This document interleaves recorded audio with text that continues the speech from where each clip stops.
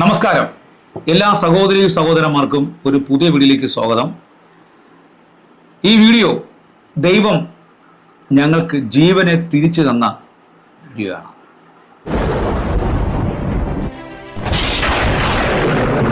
പ്രിയ സഹോദരി സഹോദരന്മാരെ, ഞാനും എൻ്റെ മകളുമായി കർത്താവിനെ സാക്ഷ്യപ്പെടുത്താൻ വേണ്ടിയാണ് ഞങ്ങൾ വീഡിയോ ചെയ്യുന്നത്. കഴിഞ്ഞ 2025 എത്രാം മാസം മക്കൾ?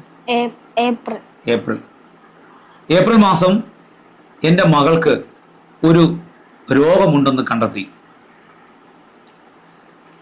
അത് ഞങ്ങൾ ആരാധിച്ചു കൊണ്ടിരുന്ന സമയത്ത്, പള്ളിയിൽ സഭായോഗം നടക്കുന്ന സമയത്ത് എൻ്റെ മകൾ കുഴഞ്ഞു വീണു. ബാത്റൂമിലേക്ക് പോയി. രണ്ടാമത്തെ പ്രാവശ്യം വന്ന് എന്നെ വിളിച്ചു, ഡാഡി എനിക്ക് ശരീരത്ത് എന്തോ സംഭവിക്കുമെന്ന് പറഞ്ഞു. ഞാൻ അവളെ കൊണ്ട് വെളിയിലോട്ട് പോയപ്പോൾ വെളി വെച്ച് അവൾ കുഴഞ്ഞു വീണു. ആ കുഴഞ്ഞു വീണ സമയത്ത് ഞാൻ തന്നെ വണ്ടിയിലെടുത്തിട്ടുകൊണ്ട് ജനറൽ ഹോസ്പിറ്റലിലേക്ക് പോയി. അവിടെ ചെന്ന സമയത്ത് ഡോക്ടർമാർ വളരെ പരിശ്രമം നടത്തി അവളുടെ ബോധം തിരിച്ചു കൊണ്ടുവന്നു. എന്നിട്ട് അവളെ പരിശോധിച്ച ശേഷം ഡോക്ടർമാർ പറഞ്ഞു, നേരെ നിങ്ങൾ SIT കൊണ്ടുപോകാൻ. അപ്പോൾ ഞങ്ങൾ SITയിലേക്ക് പോയി. SITയിൽ പോയി അവളെ കൊണ്ട് അഡ്മിറ്റ് ചെയ്തു. ഒരുപാട് ചെക്കപ്പുകൾ നടത്തി. ചെക്കപ്പ് നടത്തി ആ സമയത്ത് എൻ്റെ കയ്യിൽ ഒരു കാശ് പോലും ഇല്ലാത്ത അവസ്ഥയായിരുന്നു. എന്നാൽ എൻ്റെ കുഞ്ഞോമാരൊക്കെ വന്നു കുറച്ച് കാശുകൾ തന്നു. പക്ഷേ ഞാൻ കുറച്ച് പൈസ കരുതി വെച്ചിട്ടുണ്ടായിരുന്നു. ഒരു 5000 രൂപയോളം കരുതി വെച്ചിട്ടുണ്ടായിരുന്നു, എമർജൻസി വരുമ്പോൾ ഉപയോഗിക്കാൻ വേണ്ടി. അതും എടുത്ത് ഉപയോഗിച്ചുകൊണ്ട് ഒരുപാട് ടെസ്റ്റുകൾ ആ സമയത്ത് നടത്തി.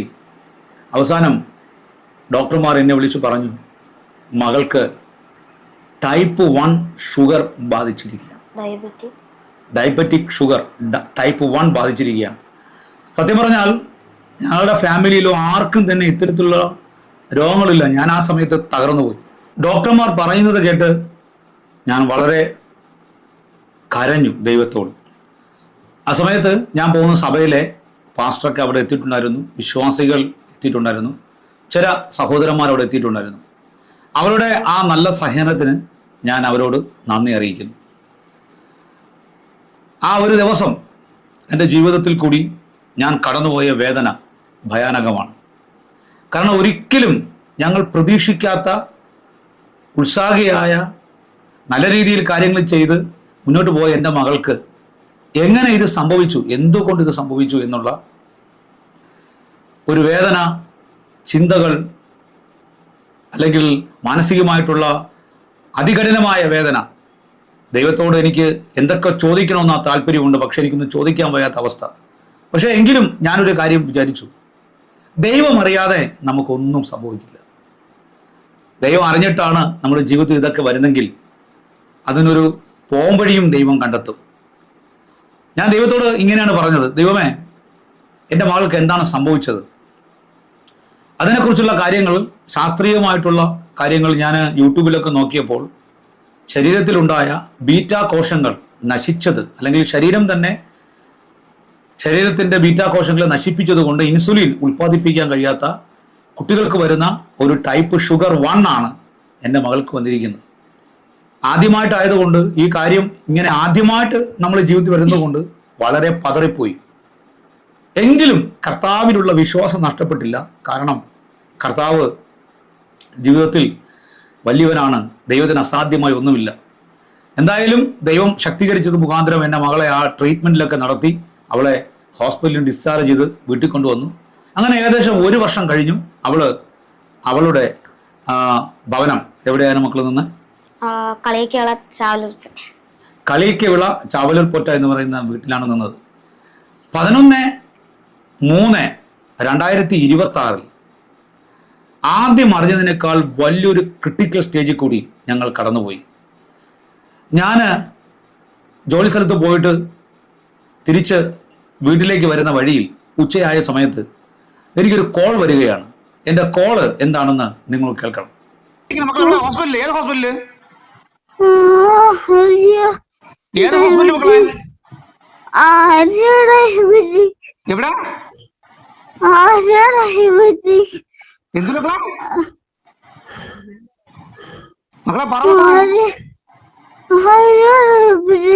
ഏത് ഹോസ്പിറ്റലിൽ മക്കളെ? ഏത് ഹോസ്പിറ്റലില്?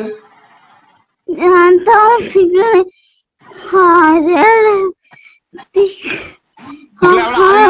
ആരെങ്കിലും കൊടുക്കളെ, ആരെങ്കിലും കൊടുക്കളെ.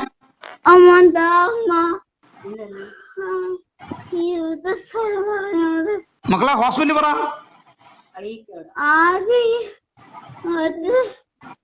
മക്കളെ അടുത്ത ആശുപത്രി പോയാ മക്കള്?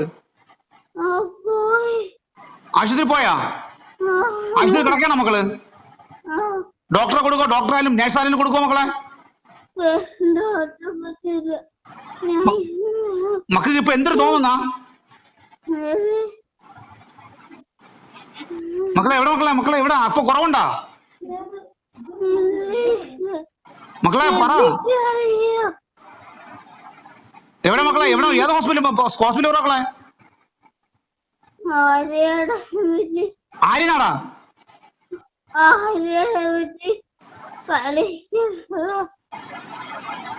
മക്കളെ മക്കള് പറ ഏത് ആശുപത്രിയില് മക്കളെ?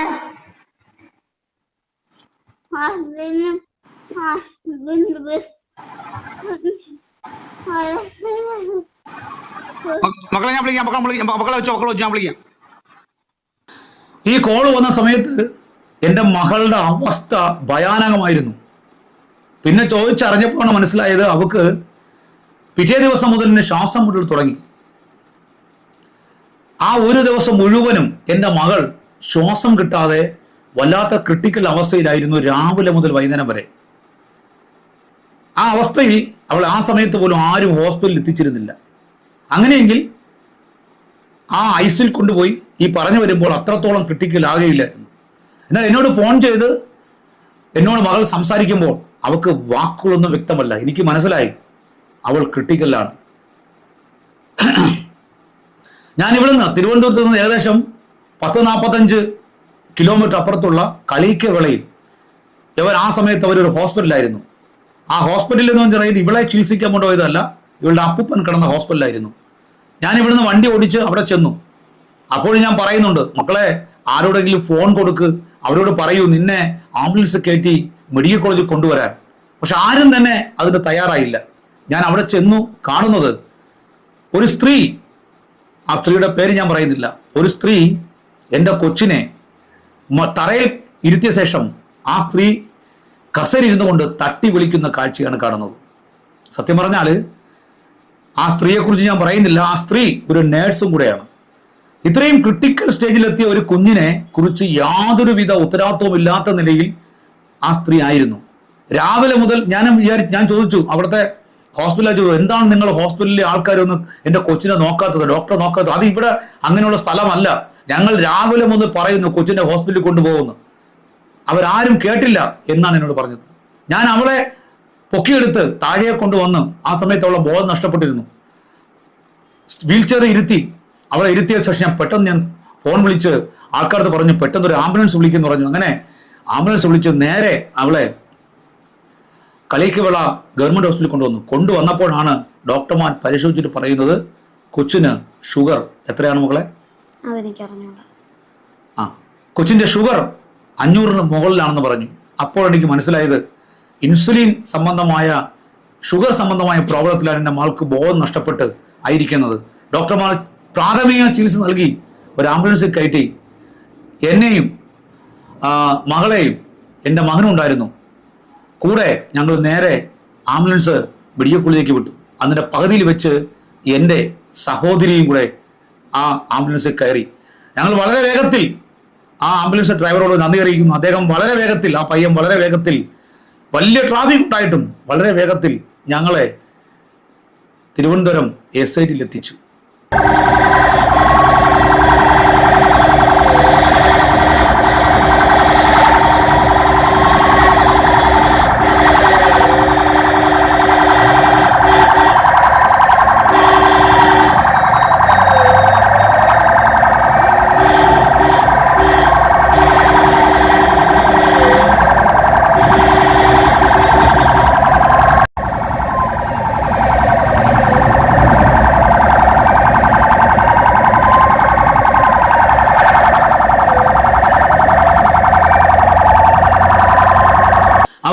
കൊണ്ടു ചെന്ന് അവളെ കയറ്റിയ ശേഷം ഞാൻ ആംബുലൻസ് ഡ്രൈവർ പറഞ്ഞു, എനിക്ക് എൻ്റെ മകളെ കാണാൻ കഴിയില്ല, നിങ്ങളൊന്ന് അകത്ത് പോയി എൻ്റെ സഹോദരി കൂടെ പോയി ഒന്ന് പോകുന്നു. അപ്പോൾ എൻ്റെ അമ്മയും എൻ്റെ കുഞ്ഞോമാരെല്ലാം അവിടെ വന്നെത്തിയിരുന്നു. അങ്ങനെ അവര് അകത്തോട്ട് കയറിപ്പോയി സംസാരിച്ചപ്പോൾ എൻ്റെ മകൾക്ക് ബോധം നഷ്ടപ്പെട്ടിരുന്നു. മലമൂത്ര വിസർജനമൊക്കെ അവളുടെ ശരീരത്തിൽ നിന്ന് പുറത്തു പോയി. അവൾക്കൊന്നും ചെയ്യാൻ കഴിയാത്ത ബോധരഹിതയായി കിടക്കുകയായിരുന്നു. ഞാൻ ആ സമയത്ത് എനിക്കൊന്നും ചെയ്യാൻ കഴിയാതെ ഞാൻ ആ SITയുടെ പല സൈഡിൽ കൂടി ദൈവത്തോട് പ്രാർത്ഥിച്ചു നടന്നിരുന്നു. മാത്രമല്ല എൻ്റെ വാഹനം, ഞാൻ കൊണ്ടുവന്ന വാഹനം കളിക്കുള്ള വെച്ചിട്ടാണ് ഞാൻ ആംബുലൻസ് കയറി വന്നത്. ഞാൻ എൻ്റെ മകളെയും എല്ലാവരെയും ഏൽപ്പിച്ച ശേഷം എനിക്ക് അവളെ കാണാൻ വയ്യാതെ ഞാൻ നേരെ എൻ്റെ വാഹനം എടുക്കാൻ വേണ്ടി കളയിലേക്ക് പോയി. കളയിലേക്ക് പോയ സമയത്ത് തിരുവനന്തപുരം സെൻട്രൽ ബസ് സ്റ്റാൻഡിൽ നിന്ന് ഞാൻ ബസ് കയറി കളയിക്കുള്ള പോണ വഴിയിൽ കരമന ഭാഗത്തൊക്കെ എത്തിയപ്പോൾ ഞാൻ വളരെ ക്ഷീണിച്ച് ആരും കാണാതെ ഞാൻ നിലവിട്ട് കരയാൻ തുടങ്ങി. ദൈവത്തിൽ ചോദിച്ചു, ദൈവമേ, എൻ്റെ മകൾ മരിച്ചു പോകും, ഞാൻ എന്ത് ചെയ്യും? ഞാൻ ഒരിക്കലും പ്രതീക്ഷിക്കാത്തൊരു സാഹചര്യത്തിൽ കൂടി ഞാൻ കടന്നു പോകുന്നത്. എൻ്റെ മകൾ മരിച്ചു പോകും. എൻ്റെ മകൾ മരിച്ചാൽ നീ അവളെ ചേർക്കുമെന്ന് എനിക്കറിയാം, പക്ഷേ അവളുമായിട്ടുള്ള സ്നേഹവും ബന്ധവും ഓർക്കുമ്പോൾ എനിക്ക് ഒരുപാട് ദുഃഖിക്കേണ്ടി വരും. ഇങ്ങനെ ദൈവത്തോട് പറഞ്ഞു, ദൈവമേ, അവളെ ജീവനെ തന്നാലും മരിച്ചാലും ഞാൻ സ്വീകരിക്കാൻ തയ്യാറാണ് എന്ന് ദൈവത്തോട് പറഞ്ഞുകൊണ്ടിരുന്നു. മാത്രമല്ല വർഷങ്ങൾക്ക് മുമ്പേ, ഏകദേശം ഒരു 10 വർഷം മുമ്പേ ഒരു സ്വപ്നവും ദൈവം എന്നെ കാണിച്ചിട്ടുണ്ടായിരുന്നു. എൻ്റെ മകൾ സ്വപ്നത്തിൽ ഒരു കുഴിയിൽ അകപ്പെട്ടു പോകുന്നു, വെള്ളമുള്ള ഒരു കുഴിയിൽ അകപ്പെട്ടു പോകുന്നതും അവളെ ഞാൻ പിടിച്ചെടുക്കാൻ ശ്രമിക്കുമ്പോൾ, 5-ാം വയസ്സിൽ കണ്ടതാണ്, പിടിച്ചെടുക്കാൻ ശ്രമിക്കുമ്പോൾ എൻ്റെ കൈവിട്ടു പോകുന്നതും കണ്ടു. ഞങ്ങളുടെ ദൈവമക്കളുടെ ഇടയിൽ ദൈവം ഒരു വിഷയം കാണിച്ചു തരുമ്പോൾ നീക്കുപോക്കുള്ള വിഷയങ്ങൾക്ക് ദൈവം ചില ദർശനങ്ങളും സ്വപ്നങ്ങളും തരും. നമ്മൾ അകപ്പെട്ടു പോകുന്ന കഷ്ടത, വരാൻ പോകുന്ന കഷ്ടത ദൈവം കാണിക്കുകയും അതിൽ നമ്മോട് പ്രാർത്ഥിക്കാൻ ദൈവം നമുക്ക് പ്രേരണ തരികയും നമ്മൾ പ്രാർത്ഥിക്കുമ്പോൾ അതിൽ നിന്ന് വിടുതൽ തരികയും ചെയ്യും. അങ്ങനെ എൻ്റെ മകളെ കുറിച്ച് ഒരു കാഴ്ച ഞാൻ കണ്ടിരുന്നു. ആ കാഴ്ച എൻ്റെ മകളോട് ഞാൻ കൊച്ചിലെന്നേ പറഞ്ഞിട്ടുണ്ടായിരുന്നു. അങ്ങനെ പറയുന്നുണ്ടോ മകളെ?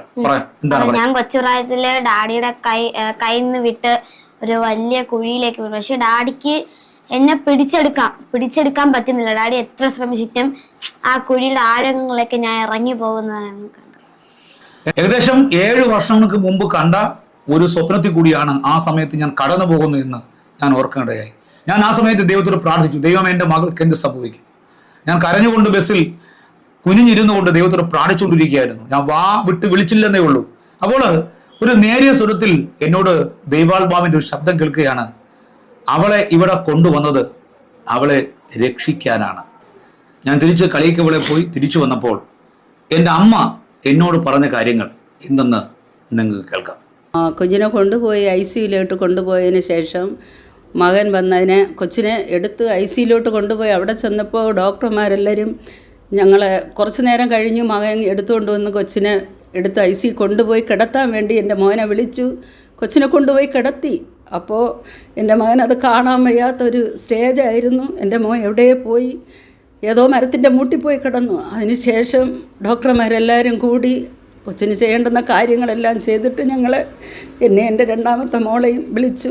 ഡോക്ടർമാർ, ഞങ്ങൾ സാധാരണ കാണാറുള്ളത് ഞങ്ങളാണ് അവരെ തൊഴുന്നത്, സാറേ ഡോക്ടറെ ഞങ്ങളെ കുഞ്ഞിനെ രക്ഷിച്ചു തരണം. പക്ഷെ അവരങ്ങനെയല്ല പറഞ്ഞത്. അവർ ഞങ്ങളോട് 2 കൈ കൊടുത്ത് തൊഴുതിട്ട് പറഞ്ഞമ്മ, നിങ്ങൾ ദൈവത്തോട് പ്രാർത്ഥിക്കമ്മ, ഞങ്ങൾ ചെയ്യേണ്ടുന്ന കാര്യമെല്ലാം ഞങ്ങൾ കുഞ്ഞിന് ചെയ്തിട്ടുണ്ട്, നിങ്ങൾ ദൈവത്തോട് പ്രാർത്ഥിക്കുക എന്ന് ഞങ്ങളോട് പറയാനിടയായി. 24 മണിക്കൂറിനകം കൊച്ചിന് മരുന്ന് പ്രതികരിച്ചില്ലെങ്കിൽ ഞങ്ങൾക്കൊന്നും പറയാൻ പറ്റൂല. നിങ്ങളതുകൊണ്ട് നിങ്ങൾ ദൈവത്തോട് പ്രാർത്ഥിക്കുക എന്ന് ഞങ്ങളെ കൈയെടുത്ത് തൊഴുവാൻ തക്കവണ്ണം ഇടയായി.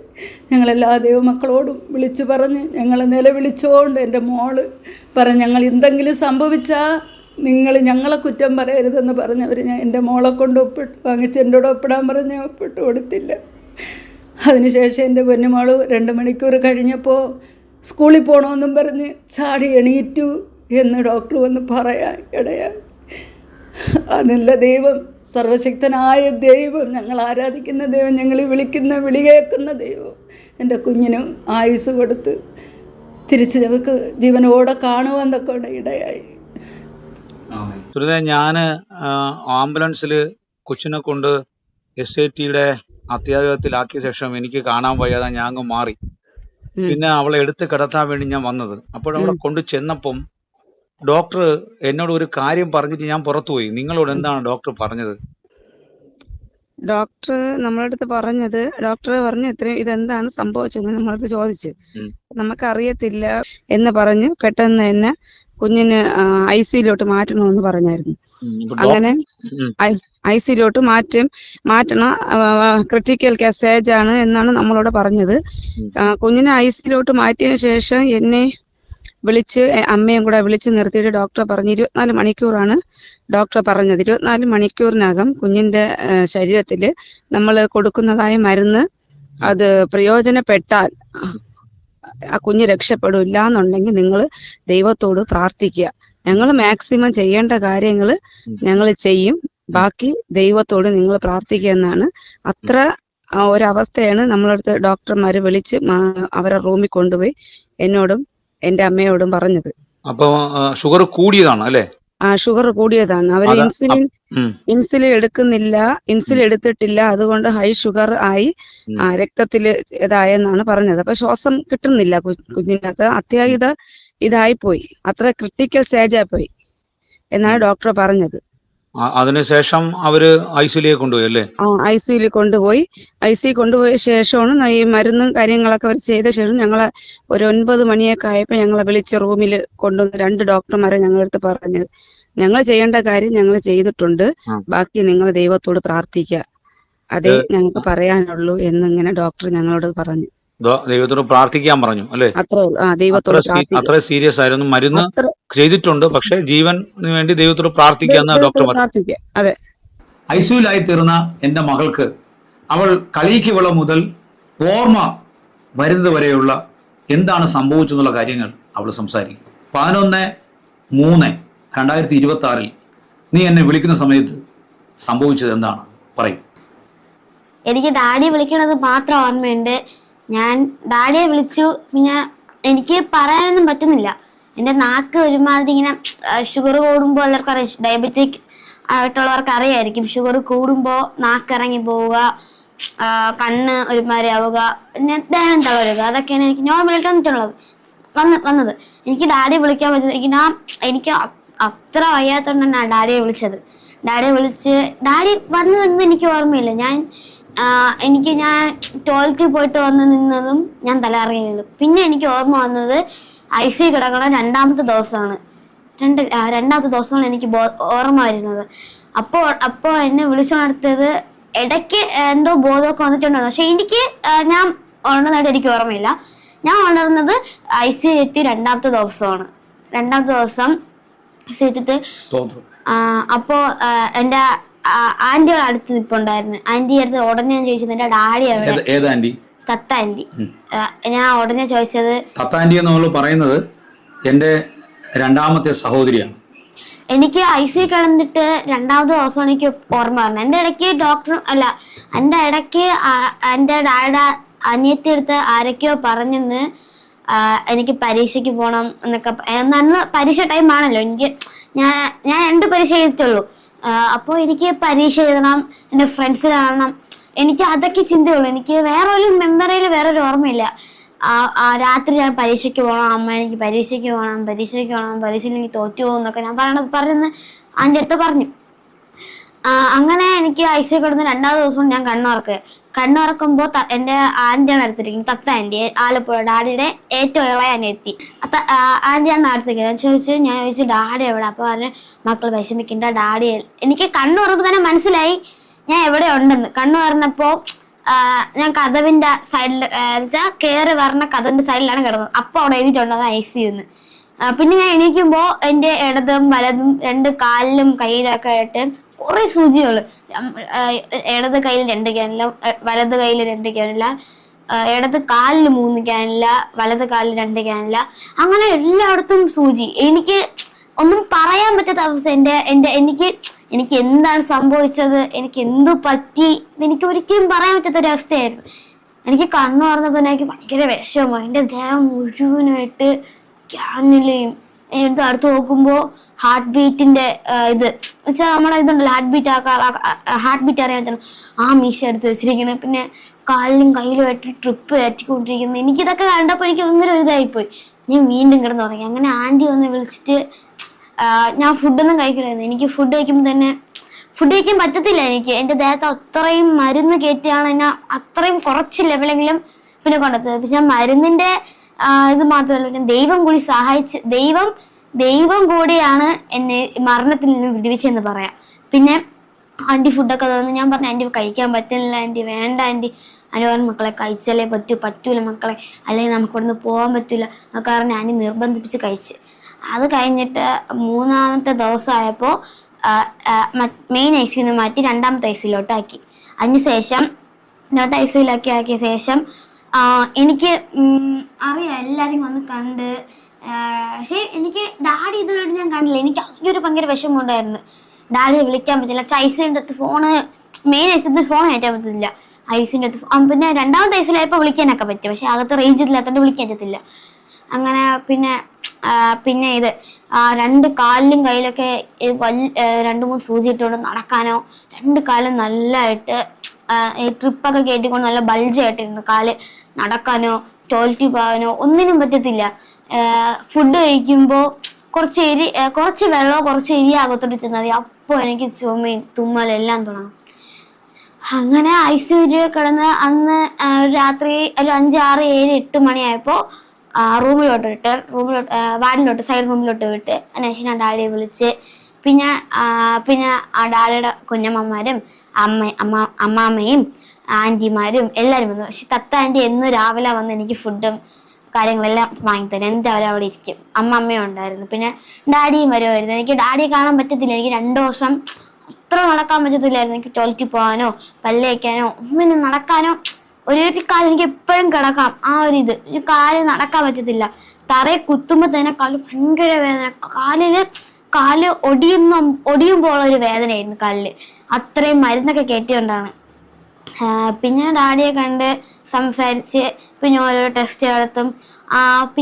ടെസ്റ്റ് നടത്തുമ്പോൾ ബ്ലഡ് എടുക്കും. അതൊക്കെ ഓർക്കും ഭയങ്കര വിഷമമായിരുന്നു. പിന്നെ വേറൊരു കാര്യം എന്ന് വെച്ചാൽ ഇത്രയും ഹൈ ഷുഗറിൽ നിന്ന് ദൈവം എന്നെ സഹായിച്ചതാണ് എനിക്ക് ഏറ്റവും വലിയത്. കാരണം ദൈവം സഹായിച്ചില്ലായിരുന്നു എനിക്കിപ്പോൾ ഇവിടെ നിൽക്കാൻ പറ്റത്തില്ല. പിന്നെ ദൈവം സഹായിച്ചുകൊണ്ട് മാത്രമാണ് എൻ്റെ ശരീരത്തിൽ ആ മരുന്ന് കയറിയത്. ദൈവം സഹായിച്ചില്ലായിരുന്നെങ്കിൽ ആ മരുന്ന് എൻ്റെ ദേഹത്ത് ഒരു തുള്ളി കയറത്തില്ല. ആ മരുന്ന് കയറിയില്ലായിരുന്നെങ്കിൽ എനിക്കിത് ഇങ്ങനെ നിങ്ങളോട് പറയാനോ എൻ്റെ ഡാഡിയുടെ കൂടെ ഇരിക്കാനോ എനിക്ക് വീട്ടിൽ എല്ലാവരും കൂടെ സമയം സ്പെൻഡ് ചെയ്യാനോ ഒന്നും നടക്കത്തില്ല. ദൈവത്തിന്റെ കരുണയാണ് ഇത്രയും വരെ ഞാൻ നടത്തിച്ചത്. ഇത്രേ പറയുള്ളൂ. അപ്പം എൻ്റെ മകള് പറഞ്ഞ കേട്ടല്ലോ, ഡോക്ടർമാർ പറഞ്ഞത് ഇങ്ങനെയാണ്, നിങ്ങൾ പ്രാർത്ഥിക്കുക എന്നാണ് പറഞ്ഞത്. കാരണം ജീവനും മരണത്തിനും ഇടയിലുള്ള ഒരു നിമിഷമാണ്. മരുന്ന് ശരീരത്തിൽ പ്രവർത്തിക്കുവാൻ കഴിയാത്തൊരു കണ്ടീഷനിലേക്ക് എൻ്റെ മകൾ എത്തി. ഇനി ഞങ്ങൾ ചെയ്യേണ്ട മരുന്നൊക്കെ ചെയ്തിട്ടുണ്ട്, പ്രാർത്ഥിക്കുന്നു. അങ്ങനെ എനിക്ക് അറിയാവുന്ന എല്ലാ പാസ്റ്റർമാരെ വിളിച്ചു പറയുകയും എൻ്റെ അമ്മ പലരോടും വിളിച്ചു പറയുകയും പല പ്രാർത്ഥനാ സമൂഹങ്ങളോട് പറയുകയൊക്കെ ചെയ്ത് എല്ലാവരും ഞങ്ങൾക്ക് വേണ്ടി പ്രാർത്ഥിച്ചു. എൻ്റെ സഹോദരിമാരുടെ പ്രാർത്ഥനാ ഗ്രൂപ്പുകൾ, സഭകളുടെ എൻ്റെ അമ്മ പോകുന്ന അമ്മ പ്രാർത്ഥിക്കുന്ന എൻ്റെ കുഞ്ഞമ്മമാരുടെ പ്രാർത്ഥനാ ഗ്രൂപ്പുകൾ, ഇവരെല്ലാവരും ദൈവത്തോട് ശക്തമായി പ്രാർത്ഥിച്ചതിൻ്റെ ഫലമായി ദൈവം അവളെ ജീവനെ തിരികെ തന്നു. ജീവനും മരണത്തിനും ഇടയ്ക്കുള്ള ആ നിമിഷങ്ങൾ ഞങ്ങൾ കാണാനിടയായി. എൻ്റെ പ്രിയ സഹോദരന്മാരെ, നമ്മളെല്ലാവരും മരിക്കൂലേ മകളെ? മരിക്കും. പക്ഷെ പെട്ടെന്നുള്ള നമ്മുടെ ജീവിതത്തിൽ ഈ അവസ്ഥകൾ നമ്മളെ കണ്ണുനീരിലാഴ്ത്തും. എങ്കിലും നമുക്ക് ദൈവത്തിന്റെ അടുക്കൽ മരിച്ചു പോകാൻ നിനക്ക് പേടിയുണ്ട്. എന്തുകൊണ്ട് പേടിയില്ല? മരിച്ച ദൈവത്തിന്റെ അടുക്കൽ പോകത്തുള്ളൂ. നമ്മൾ ഒരു നാൾ മരിക്കേണ്ടതാണ്. കറക്റ്റ്. നമ്മൾ ഒരിക്കൽ മരിക്കേണ്ടവരാണ്. പക്ഷെ പെട്ടെന്നുള്ള വിയോഗങ്ങളാണ് നമ്മളെ ദുഃഖിപ്പിക്കുന്നത്. സത്യത്തിൽ ഇന്ന് മരിക്കാൻ നിങ്ങൾ താല്പര്യമെന്ന് ചോദിച്ചാൽ അതെ, ഞങ്ങൾ ഇന്ന് മരിക്കാൻ താല്പര്യമുള്ളവരാണ്. പക്ഷെ നമ്മൾ ഒറ്റപ്പെട്ട് മരിച്ചാൽ നമ്മളെ ഡിപ്പെൻഡ് ചെയ്ത് നിൽക്കുന്ന ആൾക്കാരെല്ലാവരും ദുഃഖിക്കും, വേദനിക്കും. അതുകൊണ്ട് ഒരുമിച്ച് മരിക്കുന്നതാണ് ഏറ്റവും നല്ലതാണ് ഞാൻ പറയുന്നത്. കാരണം ഞങ്ങളുടെ കർത്താവിൻ്റെ നാട്ടിൽ പോകാൻ നമുക്ക് ഒരു മടിയില്ല. ഉണ്ടോ മകളെ? ഈ ദുഃഖം നിറഞ്ഞ, വേദന നിറഞ്ഞ, കഷ്ടത നിറഞ്ഞ ലോകത്ത് നിന്ന് കർത്താവിൻ്റെ, അതെ, നമ്മുടെ അപ്പൻ്റെ സ്വന്തം നാട്ടിൽ പോകാൻ എന്തിനാണ് നമ്മൾ ഭാരപ്പെടുന്നത്? പക്ഷേ പെട്ടെന്നുണ്ടാകുന്ന, നമ്മൾ ഒരിക്കലും നനയ്ക്കാത്ത ആ ജീവിത സാഹചര്യം വരുമ്പോൾ നമ്മൾ വേദനിക്കപ്പെടുകയും നമ്മൾ കൺഫ്യൂഷനിലാകുകയും ചെയ്യും. എന്നാലും ദൈവത്തോട് പ്രാർത്ഥിച്ചു, ദൈവമേ എൻ്റെ മകൾക്ക് ആയുസ് തരണം, അവളെ സംരക്ഷിക്കാൻ ദൈവം സഹായിക്കുന്ന പറഞ്ഞപ്പോൾ ദൈവം അവളെ ജീവനെ അവൾക്ക് തിരികെ കൊടുത്തു. മരുന്നുകൾ ശരീരത്തിൽ പ്രവേശിച്ചു. അവൾക്ക് വലിയ അത്ഭുതം ദൈവം ചെയ്തു. അങ്ങനെയാണ് ഞങ്ങൾ നിങ്ങളുടെ മുമ്പിൽ സാക്ഷ്യം പറയുന്നത്. ഇതുപോലെ ഈ ടൈപ്പ് 1 ഷുഗർ വന്ന് ബുദ്ധിമുട്ടുന്ന ഒരുപാട് കുഞ്ഞുങ്ങളുണ്ട്. നമ്മൾ അവരെല്ലാവരും അറിഞ്ഞപ്പോഴാണ് മനസ്സിലായത്. ജനിച്ച സമയത്ത് വരെ മക്കൾ പറഞ്ഞ എന്താണ്? ഞാൻ ഇപ്പൊ കാണിക്കുന്ന ആശുപത്രിയിലാണ് കാണിക്കുന്നത്. അപ്പോൾ അവിടെ ഡയബറ്റിക്കിന് പ്രത്യേകിച്ചുള്ള ഇതുണ്ട്, ഡോക്ടർമാരും നഴ്സ് വരെ ഉണ്ട്. അപ്പൊ അവിടെ നമ്മള് മാസത്തിലൊരിക്കൽ കൺസൾട്ട് ചെയ്യണം. അപ്പൊ നമ്മളിങ്ങനെ ആൾക്കാർക്ക് പരിചയപ്പെട്ടു പോകുമ്പോ കൊച്ചില് മുതൽ ജനിച്ച് നമ്മൾ ബ്ലഡ് ടെസ്റ്റ് ചെയ്യുമ്പോൾ അറിയുന്ന വരെ കുട്ടികളുണ്ട്. നമ്മൾ ഈ ഇടയ്ക്ക് പോയപ്പോ ഒരു ചേട്ടനെ കണ്ടായിരുന്നേ. ആ ചേട്ടൻ ഇപ്പൊ 18 വയസ്സായി. ആ ചേട്ടൻ 6 വയസ്സ് മുതൽ എന്നെ പോലെ ക്രിട്ടിക്കലായിട്ട് കൊണ്ടുവന്നതാണ്. ആ ചേട്ടൻ ഇപ്പോഴും ആ ചേട്ടനൊന്നും കുഴപ്പമില്ല, മരുന്നൊക്കെ എടുക്കും ഇപ്പൊ അതുപോലെ. പക്ഷെ ചെറിയ കുട്ടികള് എന്നുവെച്ചാൽ ഒരു മാസം മുതല് ഈ ഇഞ്ചക്ഷൻ ഷുഗർ ഒക്കെ തുടങ്ങിയ പിള്ളേരുണ്ട്. ഇപ്പൊ അവർക്ക് 6, 7 എൻ്റെ വയസ്സുള്ള ഒരു കൊച്ചുണ്ട്. പിന്നെ 10ാം ക്ലാസ്സിൽ പഠിക്കണം. അവരൊക്കെ ജനിച്ച മുതലേ ഉണ്ട്. ബട്ട് എനിക്കതല്ല. എനിക്ക് കഴിഞ്ഞ വർഷമാണ് കണ്ടെത്തിയത്.